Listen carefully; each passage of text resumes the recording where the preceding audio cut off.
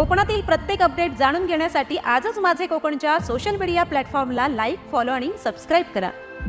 मंडणगडमध्ये सध्या आगामी पंचायत समिती आणि जिल्हा परिषद निवडणुकीचे वारे जोमाने वाहू लागले आहे।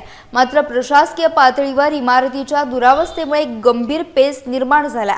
येथील पंचायत समितीच्या जुन्या इमारतीची अवस्था अत्यंत दयनीय झाली असून सभापतींच्या दालनाचा स्लॅब कोसळल्याची घटना नुकतीच समोर आली आहे। या भीषण परिस्थितीमुळे भविष्यात निवडून येणाऱ्या लोकप्रतिनिधींनी आणि सभापतींनी नक्की बसायचं कुठं असा मोठा यक्ष प्रश्न आता उपस्थित होतोय। ही संपूर्ण इमारत जीर्ण झाली असून येथे रात्रंदिवस काम करणाऱ्या कर्मचाऱ्यांचा सुरक्षेचा प्रश्न ऐरणीवर आला आहे। या भीषण परिस्थितीची विभाग प्रमुख इरफान बुरुंडकर यांनी प्रत्यक्ष पाहणी करून सविस्तर आढावा घेतला।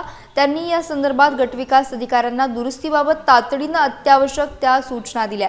नवीन सुसज्ज इमारत त्वरित उभारण्यात यावी अशी आग्रही मागणी आता स्थानिक नागरिक आणि लोकप्रतिनिधींकडून केली जाते। प्रशासनाने या गंभीर प्रकरणाची तातडीने दखल घेऊन निवडणुकीपूर्वी ठोस पावले उचलणे गरजेचे आहे।